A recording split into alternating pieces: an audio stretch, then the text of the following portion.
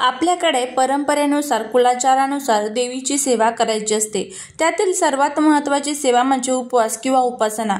तर नमस्कार मंडळी, आजच्या व्हिडिओमध्ये मी तुम्हाला नवरात्रीच्या उपवासाबद्दल संपूर्ण माहिती देणार आहे. त्यामध्ये नवरात्रीचे 9 दिवसाचे उपवास कसे करावे, कधी सोडावे, त्याचबरोबर उठता बसता उपवास कसा करावा आणि कधी सोडावा, किंवा ज्यांना 9 दिवस उपवास करायचा शक्य नाही त्यांनी काय करावं, उपवासामध्ये काय खावे, काय खाऊ नये, कोणता पदार्थ खाऊन उपवास सोडावा, उपवासादरम्यान महिलांनी कोणते नियम पाळावे, कारण जर का आपण या नियमांना पालन केलं तरच आपल्याला व्रताचे संपूर्ण फळ आपल्याला नक्कीच मिळेल.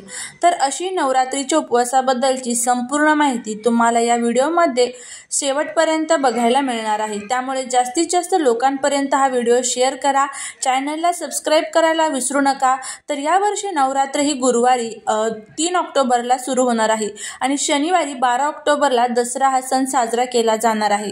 नवरात्रीला प्रारंभ झाल्यावर आपण नवरात्रीचे 9 दिवस आपण इतर कोणतीही उपासना करता देवीची उपासना या दिवसांमध्ये करत असतो. नवरात्रीचे उपवास करत असताना आपल्याला काही नियमांचं पालन करणे तितकंच गरजेचं आहे. तर सगळ्यात आधी आपण उपवासाचा खरा अर्थ काय, उपवासाचा उद्देश काय आहे ते पाहून नंतर उपवास म्हणजेच जवळ आणि वास राहणे म्हणजे काय, तर देवाच्या जवळ राहणे, देवाची सतत आठवण करणे, नामस्मरण करणे, आपल्या मुखातून देवाचे नाव घेणे, देवांचे निरंतर स्मरण करत राहणे, फक्त देवीच्या सानिध्यात राहून तिची आराधना करेल, हाच उपवासाचा खरा अर्थ आहे. नवरात्रीच्या या काळात आपण सतत देवीचे नामस्मरण करून देवीच्या मंत्रांचा जागर करून मंत्र जप करून नैवेद्य दाखवून उपवास करू शकतो. देवीची उपासना करून आपल्याला उत्तम फळ नवरात्रीच्या 9 दिवसात नक्कीच प्राप्त होत असतं. जर आपण उठता बसता उपवास करतो म्हणजेच बसताना उपवास करतात आणि प्रतिपदेला आणि नंतर नवमीच्या दिवशी करतात, असं करणं सुद्धा शास्त्रमान्य आहे किंवा उपयुक्त पण आहे. काही मंडळी फक्त अष्टमी नवमी उपवास करतात, पण हे चालू शकत नाही. जर निरंकार उपवास करतात म्हणजेच काही न खाता पिता आपली शारीरिक प्रकृती आहे, शारीरिक प्रकृतीमध्ये शरीराचे रक्षण करत असताना जेवढे शक्य होईल तेवढेच अन्न आपण ग्रहण करावे. आपल्याला भूकच लागली असेल, आपल्याला लक्ष कुठेही लागत नसेल, आपण देवाचं नावही मुखामध्ये घेऊ शकत नसेल, तर असाही उपवास काही अर्थ नाहीये. आपण शरीर धर्माचे रक्षण हे सर्वात मोठे धर्मरक्षण आहे. त्यामुळे जेवढे शक्य होईल तेवढी शरीर धर्माची आज्ञा धारण करून आपण अन्न ग्रहण करावे. हाच भाव मनामध्ये ठेवून आपण आवश्यक उपवास करावा. तसेच या 9 दिवसांमध्ये अनेक लोक अनवाणी चालतात, आपल्या चपलांचा त्याग करतात. हा पण उपासनेचा एक चांगला भाग आहे, पण आपल्याला नक्कीच तुम्ही हा उपासनेचा भाग करू शकता. त्याचबरोबर देवी घटी बसल्यानंतर 9 दिवसाच्या काळामध्ये अनेक लोक बेड, पलंग आदी याचा पण त्याग करतात. ही सुद्धा एक चांगली परंपरा आहे, कारण देवी घटी बसलेली आहे. याचा अर्थ काय, 9 दिवसांच्या काळामध्ये नवदुर्गेच्या स्वरूपामध्ये प्रगट होऊन ही अनेक प्रकारच्या राक्षसांचा संहार करते आणि 10व्या दिवशी म्हणजेच विजयादशमीच्या दिवशी ती सीमा उल्लंघनासाठी जात असते.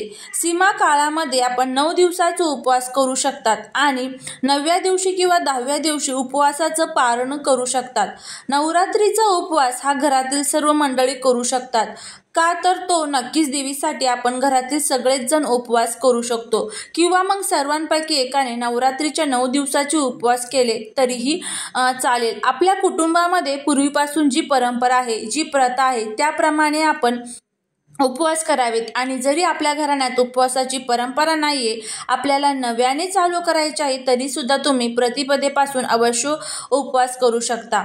जर शक्य असेल तर घरातील कोणा एका स्त्रीने नवरात्रीचे 9 दिवसाचे उपवास हे अवश्य करावेत. बाकीच्यांनी उठता बसता उपवास केले तरीही चालतील, पण ज्यांच्या घरामध्ये कोणीच उपवास करण्यासारखं नाहीये, त्या व्यक्ती सतत आजारी असतात, उपवास करणं जमत नाहीये, तर त्यांनी उठता बसता उपवास करावा आणि जमेल जमेल तेवढी देवीची सेवा करावी, कारण उपवासापेक्षा उपासनेला जास्त महत्त्व आहे. उपवासाच्या काळात उपासनेपेक्षा उपासनेला जास्त महत्त्व द्यावं. यासाठी देवीच्या प्रत्युत्तर 99 मंत्र सांगितलेला आहे, तो देखील तुम्ही म्हणू शकता. देवीचा एखादा दुसरा मंत्र देखील तुम्ही म्हणू शकता. श्रीसूक्ताचं पठण करू शकता. दुर्गा सप्तशती ग्रंथाचं पठण अवश्य करावं.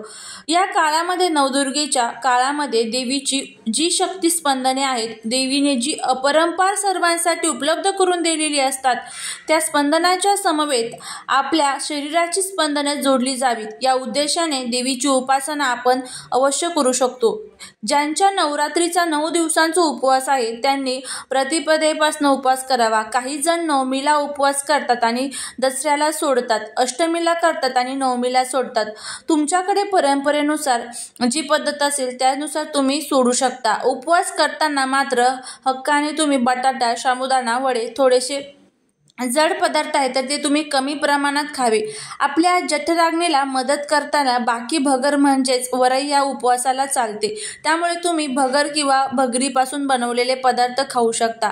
अनेक जण या उपवासादरम्यान भगरीच्या पिठाची भाकरी, याला दशमी असे म्हणतात, तर दशमी ही भाजून त्यापासून भाजवलेले अन्न पचण्यास हलकी असते, त्यामुळे दशमी पण तुम्ही खाऊ शकता.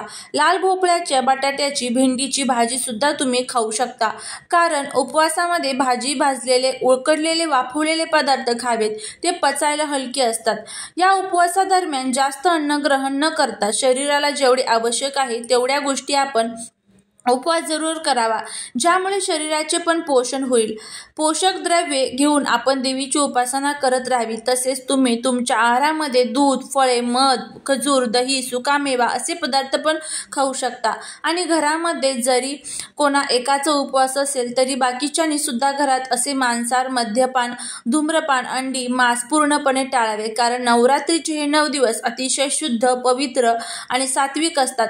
या दिवसांमध्ये सूक्ष्म स्वरूपात का होईना देवीचा वास आपल्या घरामध्ये असतो. आपण तिची नित्य सेवा करत असतो, आपल्या कुळाचे रक्षण करण्यासाठी देवीची आराधना करत असतो. त्यामुळे या दिवसामध्ये आपल्याला काही नियमांचे पालन करायचे आहे. उपवासादरम्यान शक्यतो तळलेले आणि जड अन्न संपूर्णपणे वर्ज्य करावे.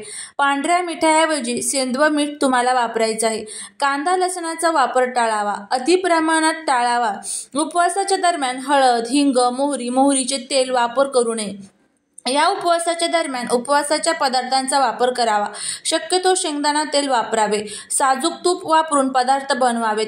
या दिवसांमध्ये स्वतःला पुरेशा प्रमाणात ऊर्जा मिळत राहावी म्हणून योग्य प्रमाणात फळ खाणं आणि सात्विक अन्नाचं ग्रहण करणं अत्यंत गरजेचं आहे.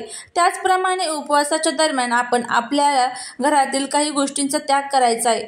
मग तुम्ही उपवासाच्या दरम्यान व्यक्तीने अंथरुणाऐवजी जमिनीवर झोपावे. जमिनीवर झोपणं शक्य नसेल तर चटईवर झोपावे.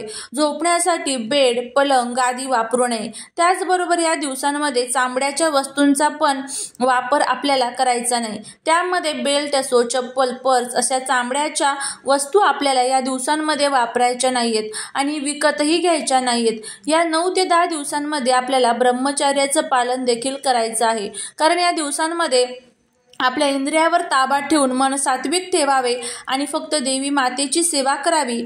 जर आपण असं केलं तर खरंच आपल्याला नवरात्रीचं व्रताचं संपूर्ण फळ मिळेल.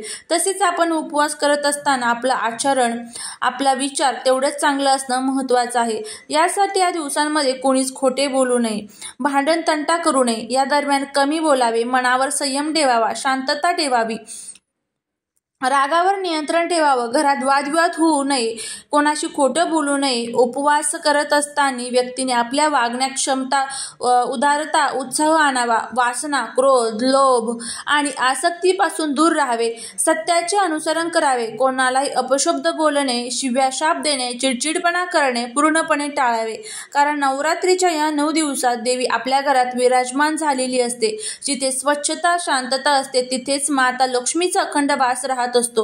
त्यामुळे या नियमांचं सुद्धा तुम्हाला काटेकोरपणे पालन करायचं आहे.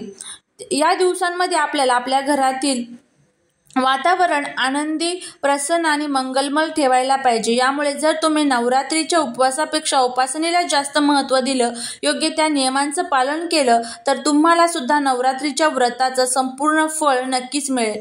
ज्यांच्या नवरात्रीचा 9 दिवसांचा उपवास आहे ते सुरुवातीला प्रतिपदेला करतात आणि नवमीला उपवास धरून दसऱ्याला सोडतात. आमच्याकडे पण 9 दिवसांचा उपवास दसऱ्याला काही जणांकडे पुरणपोळी बनवत असतात आणि मग गोड्याधोडाचे जेवण बनवतात. तर ते गोडाधोडाचे जेवण सात्विक जेवण करूनच उपवास सोडायचा आहे. तर अशा पद्धतीने आपल्याला नवरात्रीच्या या 9 दिवसांचे उपवास पकडायचे आहे. प्रतिपदेपासून ते नवमीपर्यंत उपवास करायचा. ज्यांचा नवरात्रीचा 9 दिवसांचा उपवास असेल आणि त्यांनी दसऱ्याला हा उपवास सोडायचा आहे.